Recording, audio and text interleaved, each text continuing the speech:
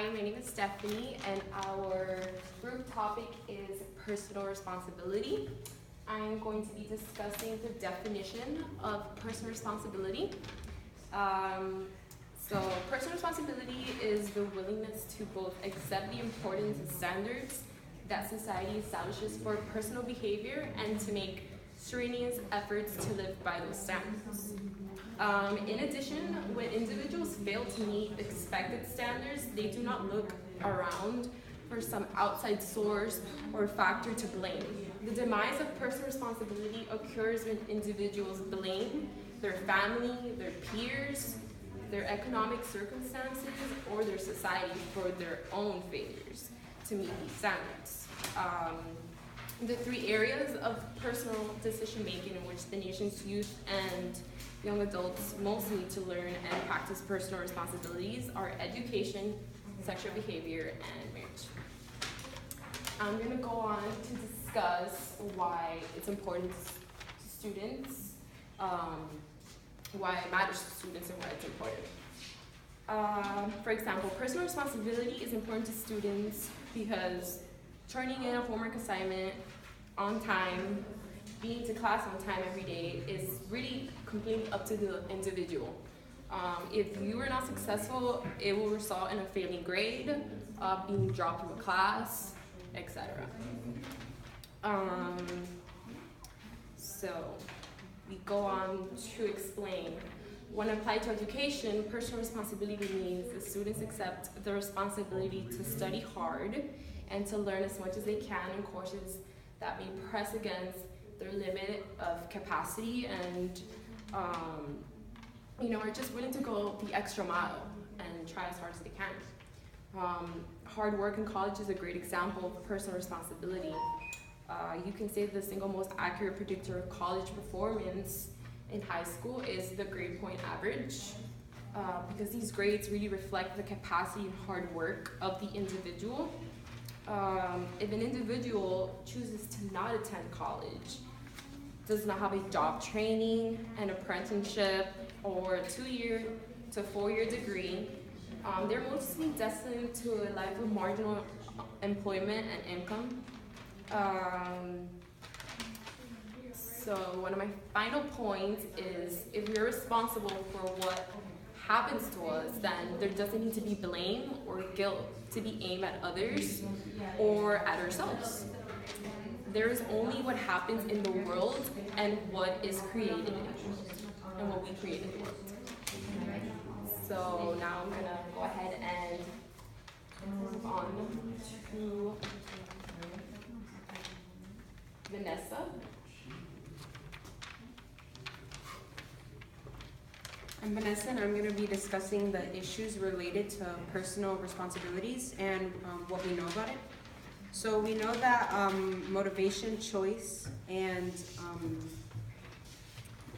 personal accountability is all tied into personal responsibility. So motivation is a process that arouses, maintains, and guides behavior toward a goal. We know that we have the divine right of free will and that every choice can benefit humanity or harm it. Personal responsibility starts from inside and moves out. We have to begin taking responsibility for our thoughts, choices, and reactions. Then we can be responsible for the circumstances that we created. We grow up in a society that is used to deny the responsibility of our actions. Instead of assuming that we are each responsible for our own thoughts, feelings, and actions, we blame others or the circumstances. You make me feel this way, or I feel this because you, are examples of complete denial of responsibility. Personal accountability is an ongoing habitual commitment to yourself and is important to you through always choosing consciously to take responsibility for your life, taking action and getting rid of excuses, and holding yourself accountable first and foremost. Causing our own actions, decision-making, and lacking personal accountability are all issues that tie into personal responsibilities. And that's my slide. Hi, I'm Matt. and I'm going to be talking about theories and concerns in regard to personal responsibility. So as we've seen before, personal responsibility is the fact that you choose your own actions. And while you cannot choose what happens to you in your life, things are going to happen outside of your control, you can choose how to react to them. And that is what is going to be discussed in locus of control, which is almost like the psychological terminology for personal responsibility. So there's two types, external and internal. In external is going to be the type that other things happen to you. External factors, outside events. It's going to be the type of person that is a blamer and doesn't take accountability for one's actions. So let's say, for example, oh, you did terrible on a presentation. It's because I didn't have enough time. That would be external, locus of control. They're going to do that with everything. And nothing is their fault. They're in denial about what happens to them. And so then there's internal locus of control. That is more like what would be personal responsibility. So in regards to the presentation, instead of saying, oh, I didn't have enough time to finish my presentation and that's why I did terrible, it's that I didn't manage my time effectively. These are the type of people who, for the most part, they're, as said previously, it wasn't said yet. Those are the people that are going to be more successful in life, almost on every field that they do. And speaking of multiple fields, another theory is going to be Maslow's hierarchy of needs. So personal responsibility is essential in order to fulfill any of these needs. So speaking physiologically, if you're not taking care of yourself, by your own responsibilities, like you're a farmer and you're supposed to tend to whatever livestock you have, and you just don't. You just hope that they're gonna be fine and ready for you. That's not gonna happen unless you're the one who makes that choice. And let's say something happens to that farm, a hurricane comes or a tornado, and your cow goes flying away, and you just didn't prepare for it, or you are not prepared to take the next necessary actions to counter that. Then, the tornado, it took it away. I had nothing else I could do. And then you start with that. That's just physiologically. And of course, everything is going to be stacked up on that. You want to talk about safety, the same thing. Maybe that tornado gets you and you just didn't make the right choice in building a bunker and you live in Kansas and there's tornadoes everywhere. That's just an example. Love and belonging, if you're not having good personal responsibility, nobody's going to want to be around somebody who's not responsible. You want to talk about esteem. People with high self-esteem, they take accountability. Self-actualization, being the best you can be. You can never be the best you're going to be unless you have personal responsibility. So as you can see, personal responsibility is what's going to make your life successful. And that is it from my part. My name is Casey and I'll be discussing how schools can teach the outcome of personal responsibilities. There are multiple ways in which schools can teach personal responsibility to their students through their education, but one of the very simple ways in which they can do this is through a partner project in which the couple is given a hypothetical situation. So each person has a career and a given salary, and throughout the course of the project they're encountered by several obstacles such as loss of a job, having children, buying a new home or moving to another state, an injury, a death in the family, and etc., things like that. The partners of the project must manage their family through every given situation, and this project will teach the outcome of financial responsibility such as managing bills and other expenses with their given salary. However, this project will also teach personal responsibility in making certain decisions for the better outcome of the family, such as if two job offers are being offered to one parent, which one is not only more convenient for them, but which one is going to bring more money to the family and things like that. Another way in which schools can teach personal responsibility to their students is through Hellison's teaching personal and social responsibility model. In an experiment conducted, at-risk students that were at risk of dropping out of school were placed together under the implementation of this program through their education. Through this program, students learned personal responsibility through different levels.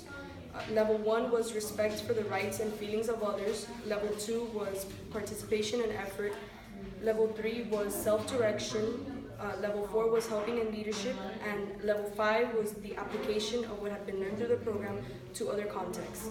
Every morning, the students would do different exercises based upon which level they were at, and they kept working their way through the different levels until they finally achieved all 5 levels.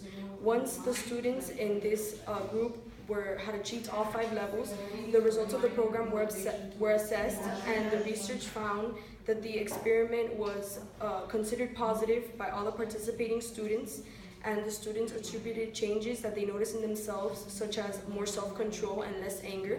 And they also experienced transference of what they learned through this program to not only things in the school environment, but also to outside situations as well. According to this research, this program would also be a great way for schools to teach personal responsibility to their students.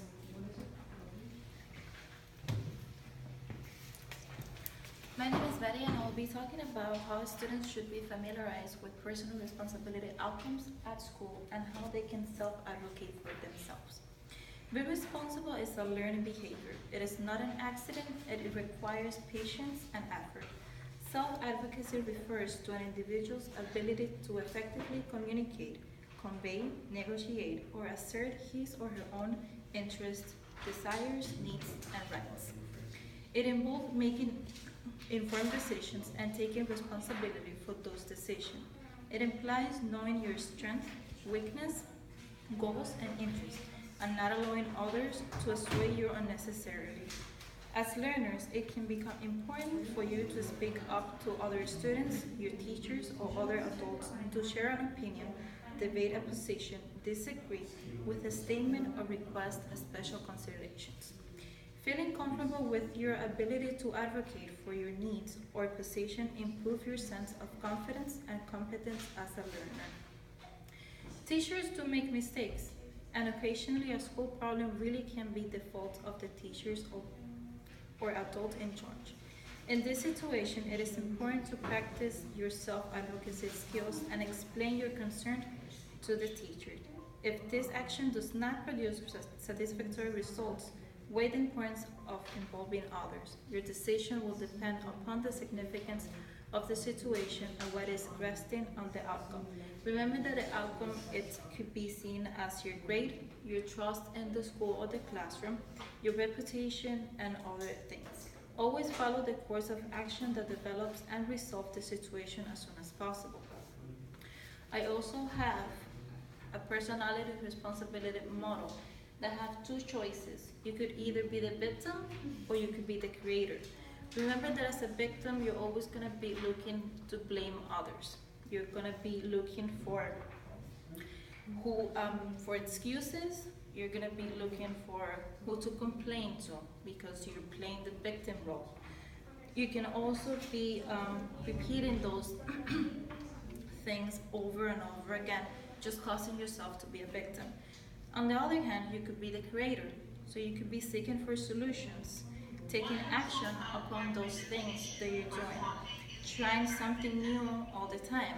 You could also have a result. Your results, it could be you're gonna self-achieve your goals. As a victim, you're not gonna get where you wanna get with personal responsibility. And as a creator, you're often gonna achieve your goals because you're always gonna be seeking for that solution so you can get to where you want.